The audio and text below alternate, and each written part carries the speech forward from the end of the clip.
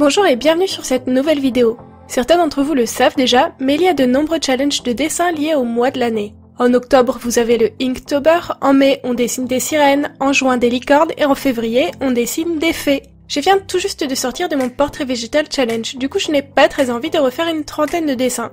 Mais je ne pouvais pas passer à côté de cette occasion et j'ai décidé qu'aujourd'hui je dessinerai une fée. Pour changer un peu des ailes dans le dos, j'ai décidé de lui mettre ses ailes au niveau du visage. Ailes qui sont d'ailleurs inspirées du magnifique papier en lune. Et si vous me demandez comment mon personnage peut voler avec de si petites ailes, eh bien j'ai choisi de l'imaginer voler par lévitation. Comme ça le problème de la taille est tout de suite résolu. Pour le matériel du jour, j'ai ressorti mes aquarelles Gansai Kuretake que vous commencez à bien connaître. Et avant de me lancer dans la peinture en elle-même, j'ai comme souvent protégé certaines zones avec du drawing gum.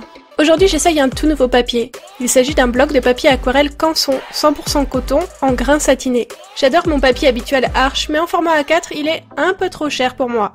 Alors, si le papier Canson me convient, ça me permettra d'avoir une solution lorsque je trouve que le format A5 de mon bloc Arches est trop petit pour mon projet d'illustration. Et pour le grain satiné, ça faisait un moment que j'avais envie de le tester. Il existe en général du papier aquarelle en grain fin, en grain torchon ou satiné. Le satiné est le plus lisse de tous, et même si j'aime bien les papiers texturés lorsque je peins l'aquarelle, j'ai parfois envie de m'en passer.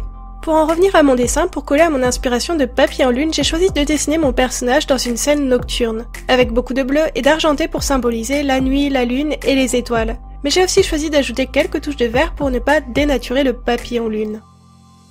La dernière fois que j'ai travaillé à l'aquarelle, beaucoup d'entre vous ont été surpris de me voir ajouter de l'eau à mes godets. Alors aujourd'hui, j'ai décidé de vous expliquer comment je me sers de ce type de matériel.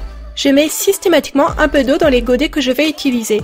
Ça permet de réhumidifier l'aquarelle et de ne pas avoir à frotter au pinceau et à trop forcer pour récupérer beaucoup de peinture. Et pas d'inquiétude, une fois que l'eau se sera évaporée, votre godet sera tout à fait normal et ses couleurs ne seront pas altérées. Ensuite, je mets systématiquement mes couleurs dans une palette. Je ne travaille jamais à même mes godets, et ce même lorsque je ne veux pas faire de mélange de couleurs. Ça me permet de doser l'eau que je souhaite ajouter à mes couleurs pour avoir une teinte constante sur tout mon dessin. Et pour ceux qui se poseraient la question, oui, j'ajoute toujours de l'eau à mes aquarelles Gansai Kuretake. Et je ne les utilise jamais sans les diluer. Si je ne les dilue pas, elles sont assez épaisses et opaques, presque comme de la gouache, et le rendu des couleurs sur mon dessin sera brillant comme de l'acrylique. Et ce n'est pas du tout le type de rendu que l'on souhaite lorsque l'on peint à l'aquarelle. L'intérêt de cette peinture, c'est son aspect fluide et transparent. Alors si vous aussi vous avez ce set de godets, n'hésitez pas à ajouter beaucoup d'eau. Pour être sûr de votre dosage, vous pouvez faire comme moi et ajouter un papier sous votre palette qui vous permettra de tester le rendu de votre couleur avant de l'appliquer sur vos dessins. En gros, voilà mes conseils sur l'utilisation en elle-même de l'aquarelle en godet. Pour les parties argentées de mon illustration, j'ai enfin trouvé l'occasion d'utiliser les godets métalliques fournis avec ce pack. J'ai utilisé le godet or blanc et je lui ai ajouté un peu de noir pour qu'il tranche un peu plus avec la peau très claire de mon personnage. Pour l'ancrage, j'ai choisi de travailler avec mes crayons de couleur polychromos pour pouvoir réaliser des jolis traits colorés et ne pas brusquer mon résultat.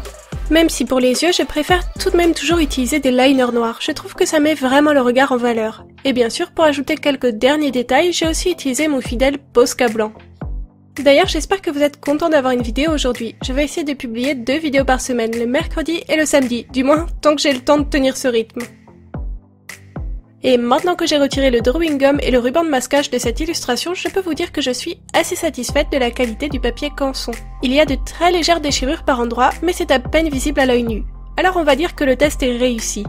Et avant que vous ne filiez, restez encore quelques instants pour profiter du rendu final en photo, qui est toujours bien meilleur qu'en vidéo. Et dites-moi en commentaire si ce dessin vous plaît. En attendant, je vous dis à samedi pour la prochaine vidéo.